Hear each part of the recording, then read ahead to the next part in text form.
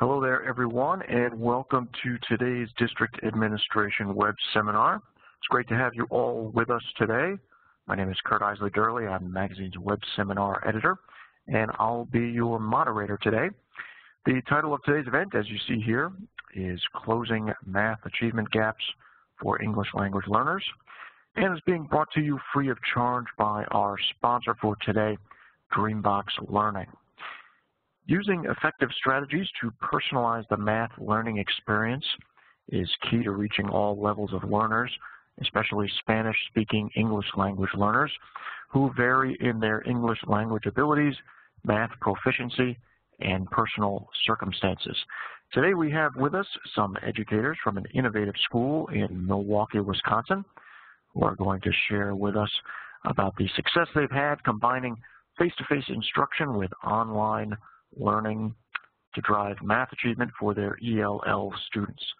Should be a really interesting and informative presentation. We're looking forward to it, so do stay tuned. We'll get started in just a few minutes here.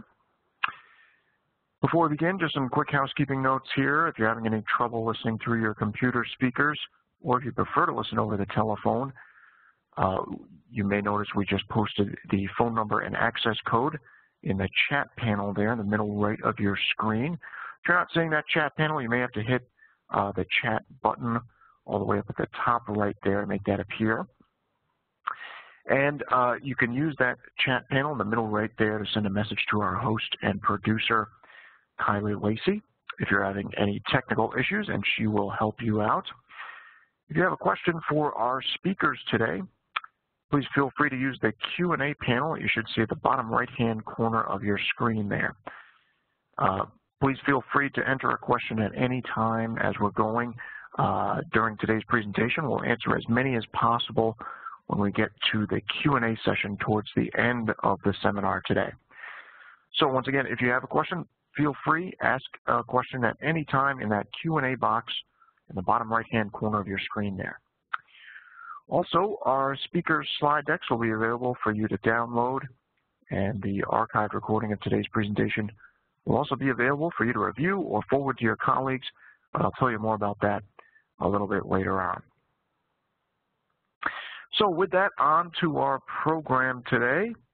Today we're fortunate to have with us Julianne Cook. She is principal of St. Martini Lutheran School in Milwaukee, Wisconsin. Also joining Julianne is Rachel Cody. She is a second grade teacher at St. Martini. Also with Julianne and Rachel is Tim Ustruck. He is also a second grade teacher at St. Martini. Also joining us is David Woods. He's a curriculum designer from Dreambox Learning. He will give us a quick message at the end and be available for questions during the Q&A. So at this point, I will turn it over to Julianne, Rachel, and Tim. It's great to have you guys with us today. Welcome to today's web seminar. Thank you so much, Kurt. Thank you for having us. Welcome everyone that's joined us on the webinar. It's really our pleasure to be speaking with all of you today. We're super excited to share about what our kids are doing and what some of the things the teachers have been able to do to help make that happen. So to start, I'll just give a brief overview about our school. Again, my name is Julianne, and I'm the principal here at St. Martini. We have a wonderful school here in Milwaukee. It is a Milwaukee Parental Choice School. So for those of you that are unaware of that program, it's a very unique program in Milwaukee, similar to other choice school or voucher programs across the country.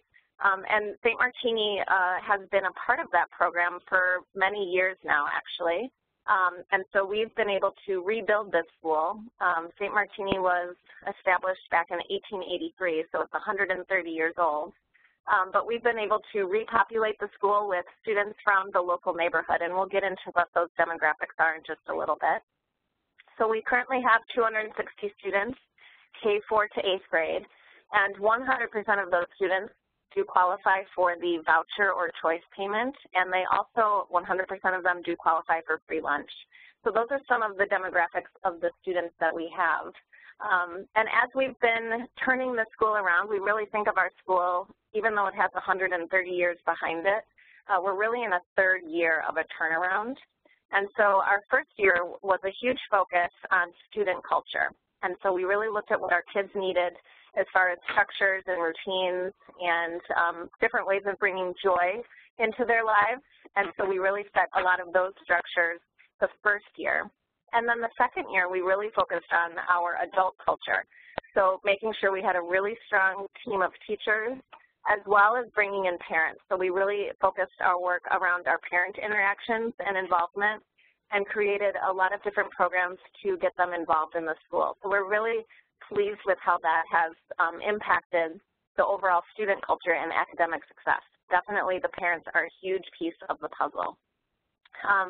Speaking to a little bit more of the staff culture, we really built our staff team around the ideas that we will love the kids. We believe every single one of them can learn. And in order to make them reach the gains that they need to reach the goals, we really have to be open to changing and changing very quickly so that we can meet their needs. And so a lot of the things that our two teachers will talk about today were things that they're not necessarily new or earth-shattering, but they are best practices that we just tried to put into place very quickly so that we could close the gap sooner. Now we are in this third year of the turnaround, and so we really are focusing on academics and deepening the critical thinking skills, as well as trying to fill in some of those gaps that have been missing. So we've noticed that a lot of our students come in below grade level, and so making sure that we're filling in some of those basic standards and skills along with challenging them to the next level. So we'll talk about that in a little bit as well. So a little bit more about our demographics. We have 87% of our students are English language learners. A lot of them speak only Spanish in their homes, and so they still have the Spanish language as the major language that is in their lives, minus the time they're here at school. We do have several students that have come in only speaking Spanish. Most of our K-4s only speak Spanish. And then there are about 19 students this year that are through several grade levels that have come in only speaking Spanish, whether their families have moved from directly here from other countries or just different schools where they weren't taught English yet. So that is a little bit about who we are with our students. And so those numbers have helped to influence us on some of the decisions that we are making.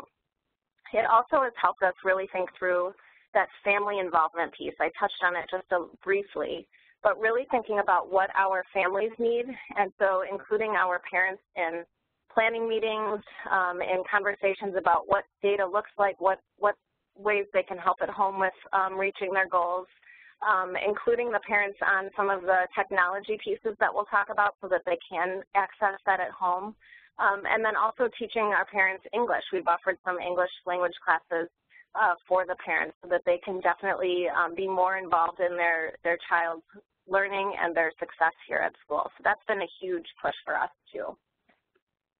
So we've had a couple of things that we've been able to do, and we've set some pretty high goals to make sure that these things happen. So our goals for academics have been 1.4 years of growth in reading and math, and we use the MAP test to gauge that success. And so we currently, we'll talk about the data a little bit at the end, but currently we're sitting right around 170% growth for this year. So we are reaching this goal, and we're very excited with the progress that we've been making. And then another goal that we've set, again, is with that parent involvement piece. It's just a huge part of our school culture.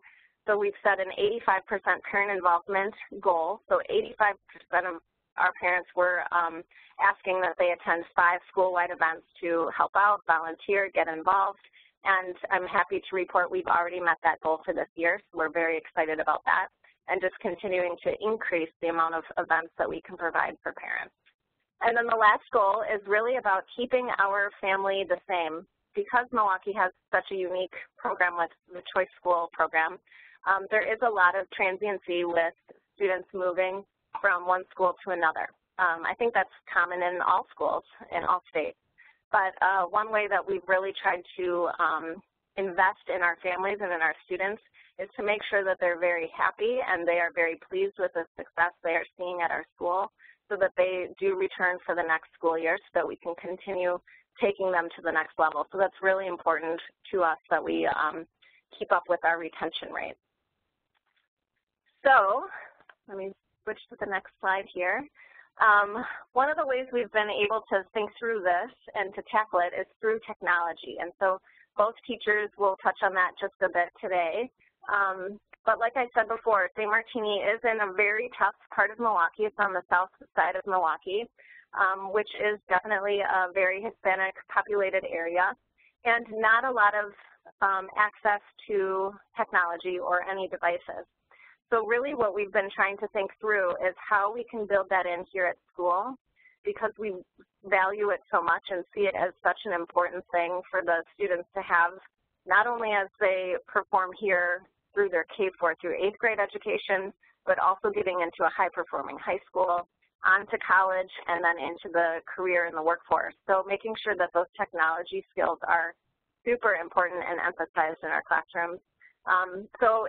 With the little budget that we have, we really have tried to allocate a lot of our funds towards technology purchases. So currently we have a set of desktops. It's about 25 on a good day that are working. And so we have that set of machines, and then we also purchased a set of 30 Chromebooks. And so for our entire school of 260 students, we are able to make this work with about 55 machines. And I think it's really important to think through future decisions with our budget to increase the amount of technology that we have, because it really is helping us meet the needs of the students. So really thinking about how we can create a blended learning environment that really utilizes a lot of different programs that are already out there, that are already created, that are already aligned to the standards, so that we can fill in those skills that the students are missing, but then also challenge the ones that are ready for that. And so with that, I'm going to hand it over to one of our second grade teachers, Mr. Ustruck, and he's going to walk you through a few of the things that he's been trying this year.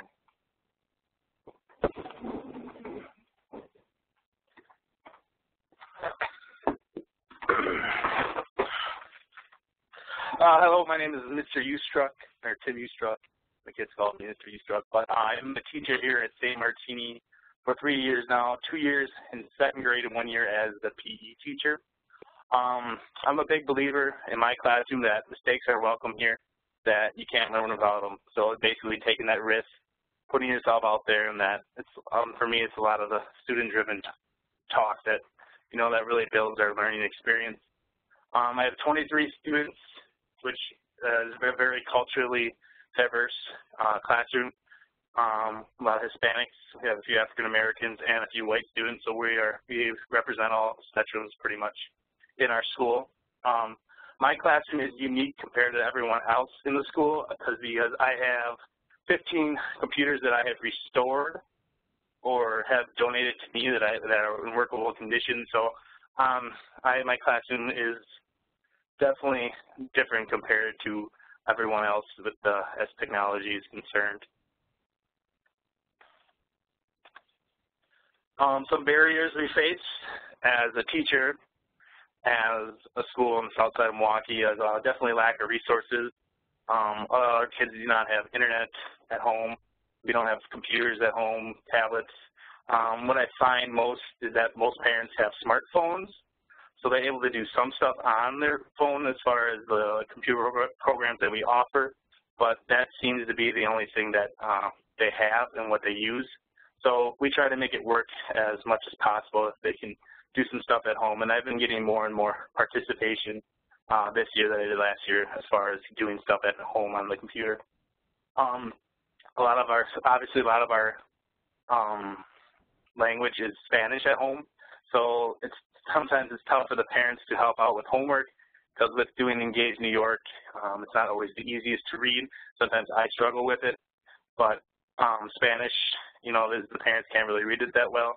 So, I mean, we try our best, and we have tutoring and an after-school program at Kosciuszko Park, but we try to have other avenues for the kids' help. Another barrier for me is having balance in the classroom. I don't want the kids to have too much technology or that's all they're doing all day, but I also want them to have enough. And for me this year, that's really trying to find out the right mix and what's going to work best. Some days it's awesome, and some days it's like I think I've done too much and they're kind of bored of it. A big thing for me is just changing it up, doing the different programs that we have. We also have, from doing this technology, we get a lot of character traits built. And I know it's not something that we really we focus on, but it's something that are benefits of skills for the kids to have accountability and problem solving. Because of the character traits, I want them to solve the problems on their own because I'm doing, usually if they're on the computer, I'm doing reading with a small group, and that is my most important time of the day. And I'm not to be bothered, and that they have to try to figure it out for themselves. This took a long time to teach and what to do when we still go through many questions. I mean, it's not perfect, but we have definitely progressed a long way, and the kids have definitely been able to figure out what they need to do in order to be successful on the computer. And it's teaching them the 21st century skills that we all need to learn as we get older.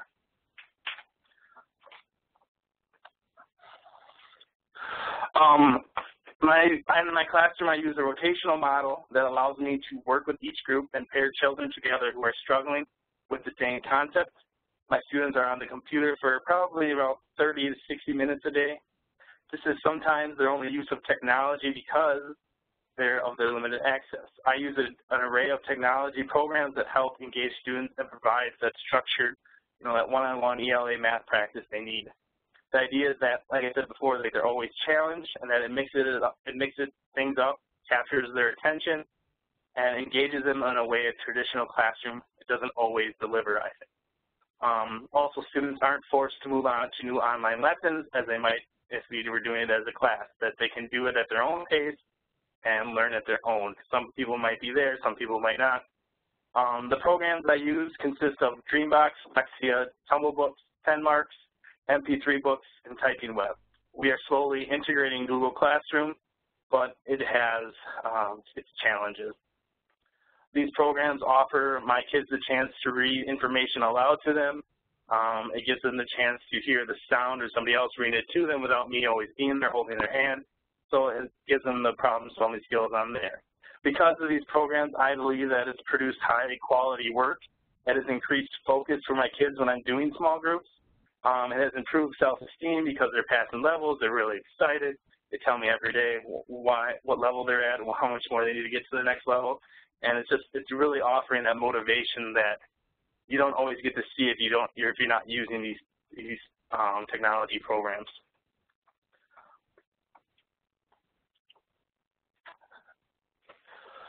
Data-driven. The use of data I collect from these programs, not only the 10 Marks, Dreambox, and Lexia, but also MAPS testing and other benchmarks, really drive my curriculum and instruction. All of my 23 students are in many different learning paths.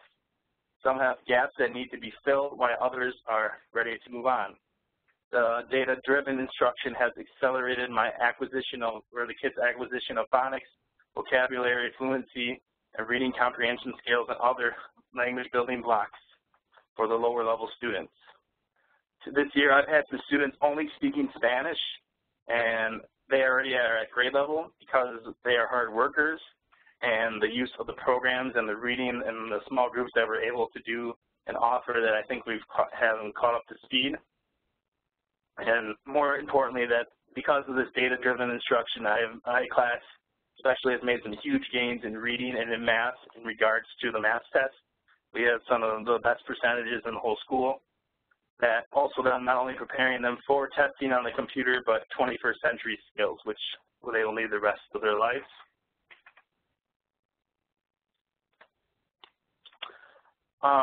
Breaking the glass. So our goal here at St. Martini is to prepare them for college and use attainable goals to keep the students motivated. We like to celebrate the success of their progress because it's not just about the destination, it's about how they get there, the journey.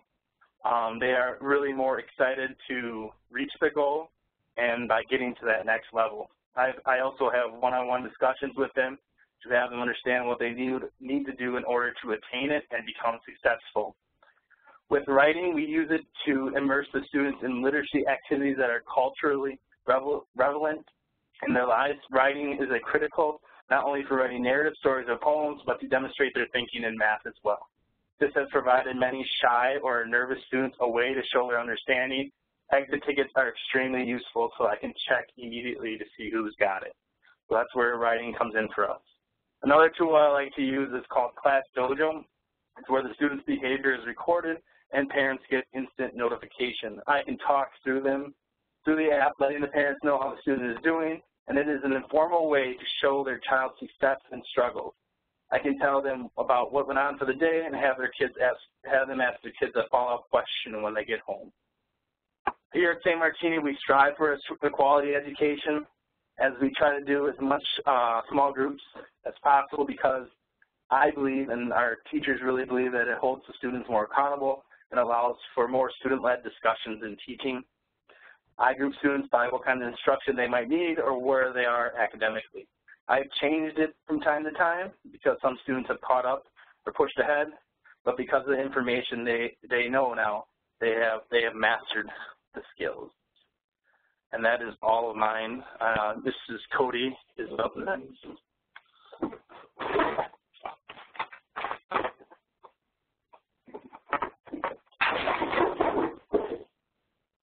Hi, everyone. Thanks for joining us again today. I'm Rachel Cody. I'm a second-year teacher here at St. Martini. It's been a blast. I absolutely love being here. I double majored in elementary education and Spanish with certification in Spanish education. So needless to say, I have found that very useful in my position here. I teach a 1-2 split class with 11 second graders and 8 first graders. So I have 19 students altogether, and all except for one of my students speaks Spanish in the home. So that being said, yeah, there are a lot of language barriers. It is important, I think, primarily to view their bilingualism as an asset and voice it as such. It's not a defect. We want to celebrate their culture and their language skills while simultaneously finding the appropriate balance to ensure success. So to do so, I utilize and recommend calendar time, which is just where we would go over the calendar a second time in Spanish after in English. Songs, chants, cheers, props, also in Spanish. And really, for the cheers and props, I would encourage doing those in English or in Spanish. Having that really encourages class culture. It keeps the students engaged. It promotes memorization and language acquisition skills, and it's just really fun. The kids really enjoy being able to lift up their classmates and have some fun together. Spanish class, if possible, is also an awesome opportunity. In some cases, it's not. I know for us at St. Martini, this is our first year really getting on the bandwagon of having some Spanish program in effect, and it's been really successful, and we've noticed a lot of positivity around it. And then ultimately, just having a conversation about the value of bilingualism and the advantage that they'll have if they hold on to their Spanish and pursue it academically. I will say that if there are students with severe phonics or reading concerns, they are not in the best place to be participating in phonetic Spanish classes, still learning and practicing vocab and phrases with the class, but they wouldn't be expected to perform in written activities until they have a better grasp of English phonemes to ensure mastery and avoid confusion. Like Tim said, one of our biggest struggles with ELL is parental involvement at home. So many parents want so badly to come alongside their students in their academics, but don't have the language skills to read homework questions for them or support them during nightly read aloud. I would recommend, if at all possible, this is what I try to do, is to send home notes in English and Spanish, whether they're the longer office produced ones about events that are coming up, or even just a quick, like, great job today, or wow, they were on blue, like, awesome focus, just things that the parent can feel involved and aware of what's going on at school. Just being patient, I found, goes a really long way. Again, knowing that they're wanting to do everything that they can and they want to be involved, they want to do everything they can, and be patient with that and help meet them halfway. To understand that they want what's best for their children, that's why they're here, that's why they came, and that's why they're at the school. I do have a student that came directly from another country about a week before school started this year, and for nightly read-alouds, I gave her Spanish books to take home. Like, yes, she wasn't learning English and wasn't working on her English fluency, but at least she was able to complete part of the homework effectively, and her parents didn't feel that they were floundering in all aspects of her academics to start off. Then a few weeks in, I would give her books that were bilingual. So one page was in English, and then underneath it, it would be back in Spanish again. That way she could read it in Spanish first to comprehend, and then practice reading in English for her fluency. And now she's reading only English books, and her fluency has skyrocketed. She's doing awesome. Technology. Again, it is hard for the students to get their hands on internet access. For those who can and do have computers at home, it's a great supplement when their parents or guardians don't speak English. The students can listen to books on Tumble Books or work through activities and lessons on Lexia and Dreambox, but for many of our students, time online in school is the only opportunity that they have. My class goes to the lab, or we bring the lab to us, every morning for 30 to 60 minutes, working a rotation between various sites. We center around Dreambox and Lexia, but we'll also use Typing Web, 10 Marks, and Tumble Books on various days. Computer time allows for individualization of learning and really lets the kids take off at their own pace. And I especially appreciate the sites that give a teacher a look into how the students are doing and in what areas they need support. In this way, I can pull a child out, again, an ELL learner who is failing to pass a spatial awareness activity since she has no knowledge of the vocabulary, and I can give her a crash course on the terminology necessary for her to progress. This time is also especially beneficial for my split level class. My first graders are taken by another teacher each day to be taught the first grade Engage New York math curriculum, and this computer time gives them an additional opportunity to actively participate in engaging lessons that are at their level. I normally teach at a second grade level for everything besides the small groups, and then giving them that technology time where they can go back to really where their own level is and be challenged still, but have that scaffolding that's necessary for them to succeed. When we do come back together as a class, we celebrate the progress of each student and focus on the growth, not the starting or ending points of where that student was. Computer time also provides them with another dose of appropriate and applicable academic language to use later in class, and the visuals help bridge the gap between concept and terminology. Strategies for closing the achievement gap. I cannot stress enough the importance of small groups. We found more and more at St. Martini that working in small groups with the students does wonders. I've been routinely working with them in small groups as well, as have been blessed to have coworkers and interns that have moments in their day to spare, and they'll take 15 to 30 minutes to work with a group of my kiddos that can benefit from an extra glass of phonics or read aloud. I have guided reading groups in the afternoon, and there's another time once a week that one of my higher level groups is taken to read a novel with a 5th grade teacher, which they absolutely adore, and they just look at it as such a privilege. Title I is another blessing that allows 12 of my students to work at different times with a title teacher and focus in on fluency and comprehension skills. Since my class splits for math, I have 12 students to teach instead of 19, and my counterpart has 7. Again, the small numbers help us key in on the issues and provide extra support where needed. The biggest benefit is conversation and the language immersion that the students get when they're engaged individually. Of course, small numbers are not always possible. In these cases, I heavily lean on turn-in talks and class discussions to ensure equity of voice and engagement. While sometimes the partnering is simply the person next to them, if the prompt is deeper or requires more fluency, I create pairs where I know voices will be heard and conversation will stay on topic. We then come together as a class and discuss the prompt as a whole, often sharing our partner's thinking instead of our own to reinforce listening skills and allow students to brag on their classmates. In math, I group students to work on problems together and explain their thinking to one another. In some cases, I'll work with one student who is encountering some obstacles, and in the meantime, I'll allow another student who has already mastered the skill to teach his or her peers. In that instance, I was working with an ELL student, and I was translating the questions so she could apply the math. But if the teacher were not bilingual, the teacher could actually use this opportunity to have another student who is bilingual teach and demonstrate their own understanding to that ELL learner. Immersion is huge for language acquisition, but I maintain that it has to be varied and take many different forms. Class directions and lecture, turn-in talks, group discussions, read alouds, auditory input from the computer, call and response, chants, cheers, pledges, and at St. Martini, class prayers. For our data, we have noticed lots of improvement since we've turned to small group work and individualization with technology. The students don't feel as abandoned or lost at sea during instruction, and we have more opportunities to show their knowledge and mastery. This year, I'm presented with new challenges in the split-level classroom. The first grade math test is auditory, while the second graders have to read theirs. And yet, aside from being separated during math and in small group work, the students are receiving the same direction and lessons in class. Given the nature of split class, I have some very advanced first graders, one who is in fact is in my second grade math class, and then some struggling second graders, one who is new to the country. So when taking the test, my first graders showed great progress since they often had to perform at a higher level than was presented on MAP, and averaged on grade level for both reading and math this January from the MAP winter scores. The second graders were presented material comparable to what they worked on in class and had a class average 3 points below their grade level. The picture shows their fall scores and then the winter goals that they had. If their goals were highlighted in gold and a line was drawn, that meant that they reached or surpassed their goal. You can't see it from this angle, but I wrote on each line how many points they grew, and some of them actually reached their spring goal or passed that as well.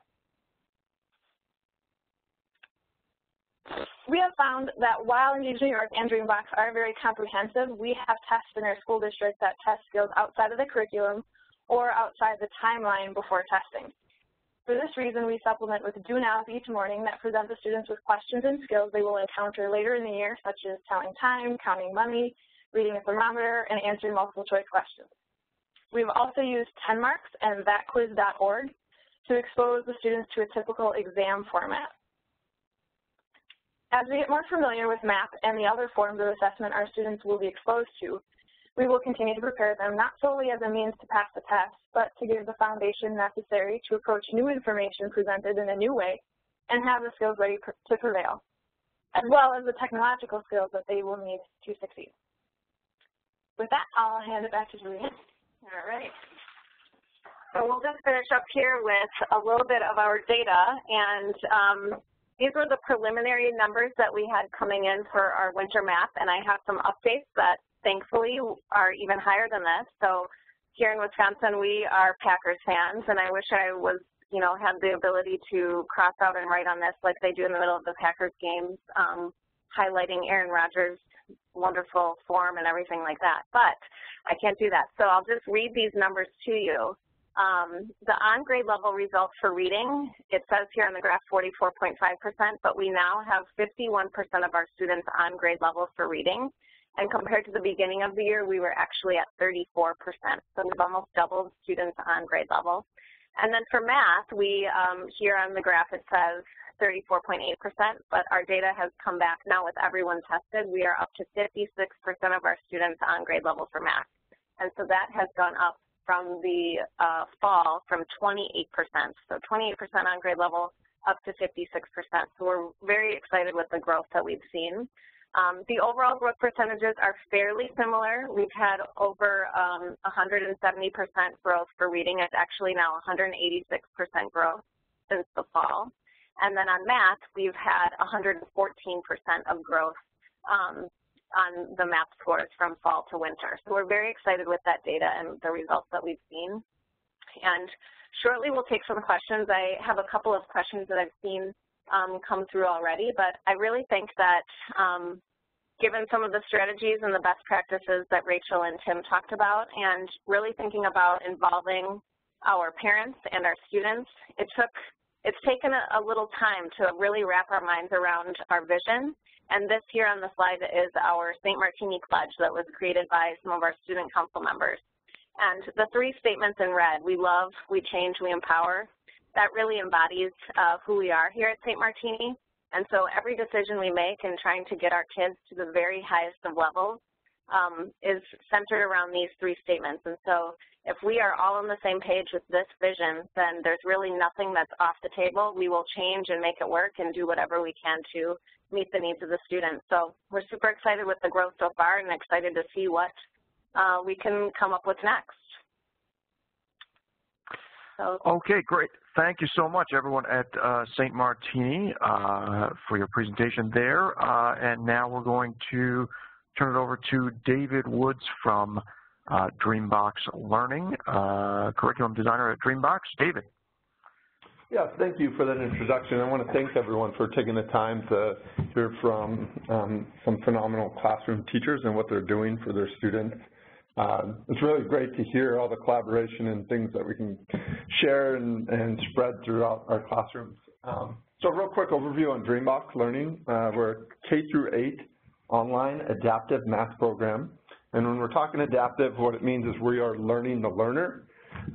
So we have three constructs to focus on. One is rigorous math. So we try to engage students or immerse them into a mathematical situation where they need to think critically.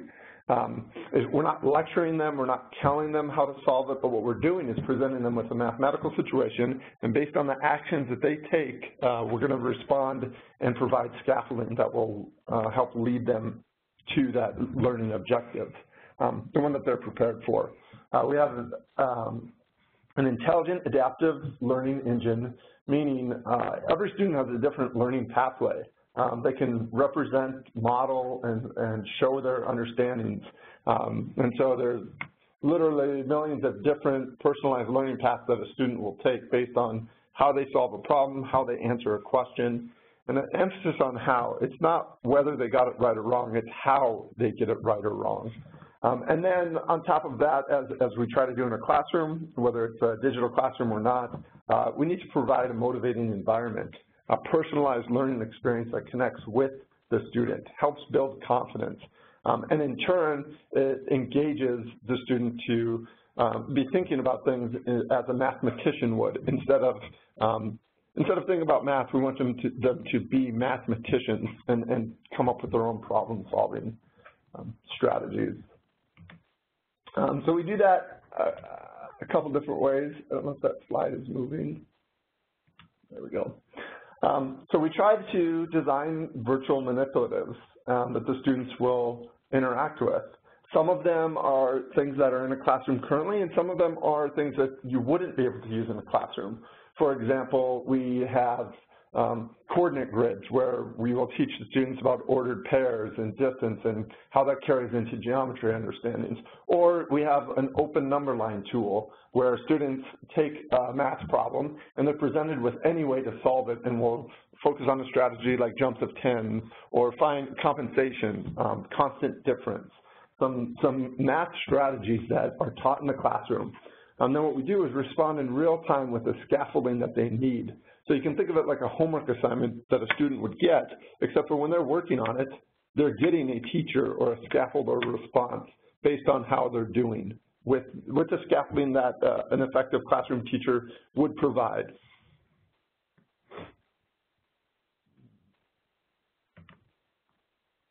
We also have or provide an array of actionable reporting data. This is just a snapshot, but when you're immersed in the program, you are getting trigger emails, you're getting notifications if a student is doing well, if they're struggling. In this example, it's just some made-up students in first grade and where they're at in different curriculums. Whether it's some students you can see could be working ahead in the second grade if they're ready, and some could be working on some of the kindergarten curriculum in order to help close the gap. Below, we can also take a standard, for example. You can select where they're at with their proficiency, and it will group the kids. So we kind of think of this as the three-tier chart, like who needs to work on this, are they in the middle, and who's mastered it. So you can see completed with proficiency for a standard of multiplication using the double and half method. X number of students haven't started these lessons yet, X number of students are in progress, and these students have completed with proficiency. We do offer, if you're interested, or even if not, you can go to www.dreambox.com/teachertools. And we've exposed some of our digital manipulatives for teachers to use in the classroom. They're available in both English and Spanish, along with some sample lessons. I would strongly encourage you to see if there's any way you can integrate these into some of your lessons that you're doing. You can see one example in the middle here of working with a 10 frame and counters. The students are up interacting with the manipulative digitally. It's great for classroom discussions, which are critical for really building those foundational knowledge, making sure that they're sharing their learnings. And again, I'll give you a second to write down that, dreambox.com/teachertools. And then if you would like to request a demo of Dreambox and how it could possibly be a solution that you'd like to try in your classroom, go ahead and write that down, www.dreambox.com/request-a-demo, and follow that link, and it'll walk you through that. So we also value feedback about how the webinar went, information, if it was helpful or what you'd like to see in the future. Go ahead and you can follow that link as well. So again, thank you for your time. Thank you for all the wonderful teachers who shared their stories and provided some great examples of what we can do to help students. Okay, great. Thank you so much, David, and thank you to Julianne, Rachel, and Tim from St. Martini. And we're going to get to your audience questions here. Before we do, just a couple quick reminders. I know there's a lot of great information contained in those slides. First, everyone in the event today will be getting a follow-up email where you'll get a link to where you can download those slides if you want to go over them at your own pace. Share them with your colleagues, or save them to access them later. Also, this event, just like all of our web seminars, is being recorded, and it will be archived on the district administration site. And you'll also get a link to that archive recording. So no worries about that if you want to share this with your colleagues or access it to look at it again later. And another reminder here, if you do have a question, just enter it in the Q&A box there, bottom right-hand corner of your screen. We'll get to as many as we can here. Let's see. First question, let's see, asks, how did you go about designing these blended learning models at St. Martini? So Julianne, Rachel, and Tim, were there things, what drew you to this model of combining some online instruction with face-to-face, small groups, all the things that you're doing? Was there a mix of influences on you? Yeah, I would say it was a mix of things that helped us. Tim and Rachel have really been instrumental in finding some of these programs like Dreambox and 10 Marks and all of those ones. So really it's trying them out, seeing how they work with the students, and then really it's just a lot of scheduling and figuring out how we can still have that balance of the blended learning programs, but then also hitting the small group both in reading and in math.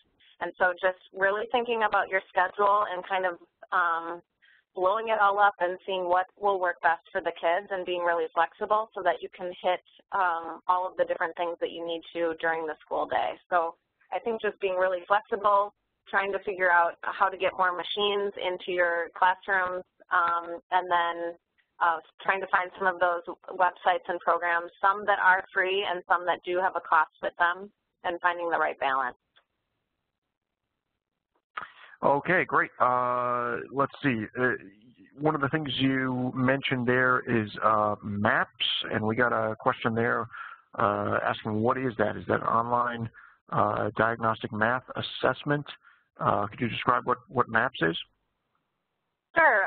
MAP is an assessment put on NWEA, by NWEA. It's an online assessment both for reading, math. They also have a language usage, and I believe there's a science and social studies component as well. We just did the math and the reading assessment. And what it is it's an adaptive computer test. So as the students progress through the test, depending on how they answer, it will either give them more challenging questions or it will lessen the load a little bit and give them questions that they feel are going to assess what they really know. And then at the end of the test, it gives you what is called a RIT score, R-I-T, and their NWEA has done a lot of work norming those RIT scores and finding the national averages. And so we've been using the NWEA website to administer the test, then collect the data, and then analyze that data to decide where our students are at and what skills they still need. NWEA has also done a lot of work aligning the MAP test to the Common Core. So we're able to look at our data through the lens of the Common Core and decide which skills each of our students still need to learn and to master in order to go to the next RIT level or the next RIT range. So we use that test 3 times a year, and it's brand new to us this year. There are lots of school districts that have used it for many years, but for us this year it's a brand new test. Okay, great, thank you. Let's see, we're getting a lot more great questions here coming in. I believe Rachel talked about trying to incorporate students' cultures, and we have a great question here asking how specifically have you incorporated the cultural aspects of these students and their parents into the learning process, especially during the school day. Perhaps Rachel, if you have thoughts on that. You mentioned some examples there, I think. Yeah, absolutely. Well, I'm glad that you clarified during the school day, because we do a lot with our parent events and parent nights where they get to celebrate their individual culture. So we'll have flags and festivities and food from the various cultures and countries that are represented throughout our student body. But within just the class, I actually like to bring in also a lot of Spanish culture from countries that they're not familiar with. There's some familiarity, but then it's also a new culture, which allows for new learning experiences and covers some of those standards as well of just exploring new cultures. So I'll bring in stuff from Spain, or we'll talk about things from Ecuador or other cultures that they're not familiar with. But then for their own, when we get to have parties or celebrations, they often bring in their own aspects through food or through dress occasionally, and we'll get to explain it to the class. Calendar, again, I said, is a great time that we get to celebrate their culture through language. And it's just always a joy for me to see the students that can really shine during that time. Maybe they're really shy at other parts of the school day, or they're not confident in their language or written or speaking skills, and they just really come out during those times where they can use what they already use at home and show off for the rest of the class, getting to participate at those times. We do songs, so just for like dance breaks or just little movement breaks, we'll play different songs. Some of those will be in Spanish, often with an academic twist, maybe about the weather or parts of the body. And a lot of the focus I have is more on language, so we'll be teaching culture through language versus just a cultural lesson in English. Okay, excellent, thank you. And actually, follow-up question there, because Rachel, I think you mentioned involving parents outside of the school day. There's another question here asking what kinds of things do you involve parents with besides volunteering.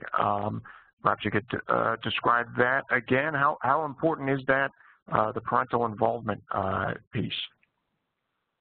Actually, Julianne could probably speak better into the parent nights that we have, or family nights we call them, but it's for the students and the parents and families. Everyone, even members of the community at times, are welcome to come in to celebrate in a variety of ways, depending on what event it is we're hosting that night. Sometimes it's culturally specific, where we have them specifically bring in aspects of their culture, and other times it has a different focus.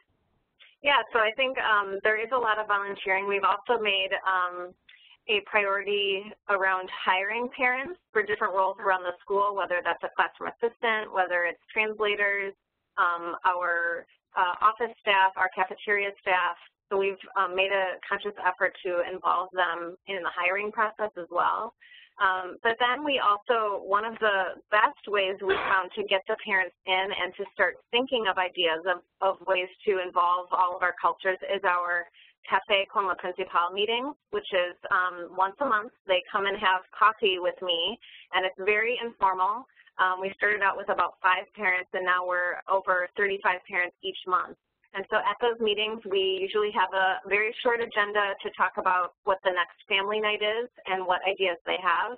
In our first year, we made the mistake of planning events that we thought would be fun. So we had a movie night, and that movie was all in English, so it wasn't very high attendance to that movie. But then we decided that we listened to the parents about what ideas they wanted to have for the family nights, and we've had different food fairs, different festivals, different carnivals, different ideas that they really wanted to be involved in. So really my role was just listening and then saying yes. And so in those parent coffee meetings, after we come up with some ideas, then I do allow time for feedback, and I take any feedback that they give us and just be very open and transparent and listen to what they are saying about things that they really like about our school and what things they think could be strengthened. And then we also talk about some topics or have some time to discuss the Common Core, discuss our report card system, discuss the MAP test, so that they feel involved in some of those decisions as well as really informed in how they can help their students. So really it's just asking the parents how they want to help and what things they think would be good ideas to improve the school, and then being able to sit back and say, you know what, this would be really great for our school. Let's just say yes and go with it and see what happens. And honestly, all of the times that we've done that and let our parents kind of take the lead, we've been so happy and thrilled with the results, and it's just really built a great culture with one big family, the students, the staff, and the parents. Okay, excellent. Thank you. Let's see, we're getting there a number of questions here actually asking about the next level here. What about the students at the high school level, algebra, geometry, ELL students in math? Do you get a sense of what it's like at that level as well? Some of the principles that guided your work there at the elementary level, is it consistent at the high school level, or is this a foundation to build upon with new things at the high school level? Do you put any thought into that? We have. All of our students have to apply to the high school that they want to get into, and so there is a lot of competition within Milwaukee, and then we also want to make sure our students are going to a high-performing high school. So we're collaborating with them a lot to find out what is the best transition from our school to a big high school, whether it be a public or a charter or a choice high school. And so I think some of the suggestions for high school would be some of the things that we are doing here. A lot of vocab, especially when you're thinking of algebra. Math vocab has to be a focus no matter what grade you're at, so that the students are able to see that vocab word and then use it in context with the problems that they're working on. There's so much emphasis these days on word problems, and so really building that vocabulary and those that academic language to attack those problems so that they can feel successful. And then I'd also just really emphasize small groups. We've just had so much success with small groups, and as much as we can get away from the whole group lesson and the lecture lesson, there has to be emphasis on the small group work so that you can really hit the skills that each student needs or each group needs. And so a lot of the high schools that we've been working with, they've been looking at models to have smaller class sizes or small groups within their big class sizes to be able to hit some of those skills. And then I think one of the things that we've noticed as what we need to get stronger at is that our students are leaving our school not prepared enough to do high school level homework. And it kind of goes back to what we discussed about our parents really want to help with the homework, but they don't feel like they can based on their own educational level or based on their language.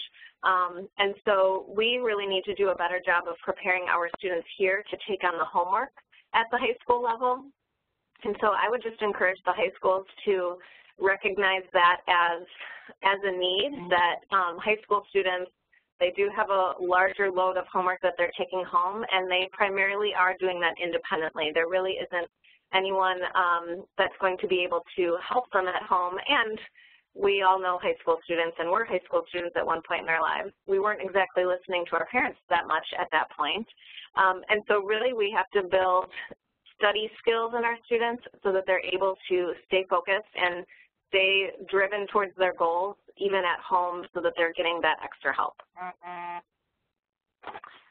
Okay, all right, great, thank you.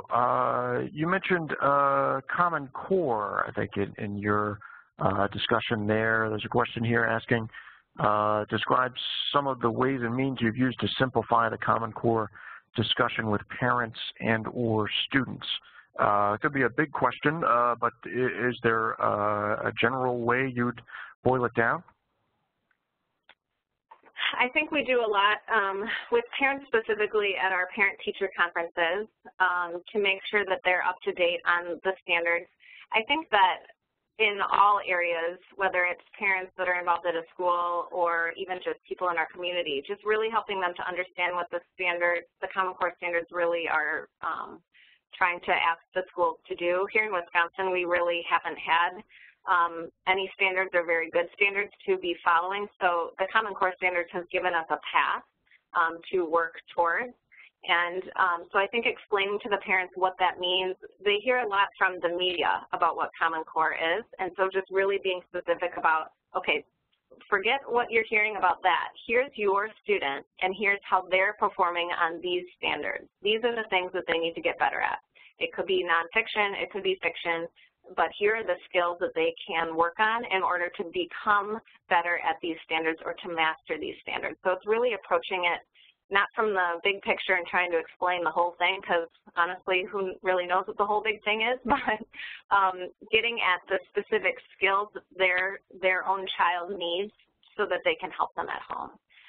And I think we do the same thing with our students here, is having some of those conferences with them around their data, setting goals, and telling them, okay, this is important, you can do it, it's okay to take risks, we learn from our mistakes, and so we're going to get there together, but this is the skill you're going to need to learn, and that skill is linked to a standard.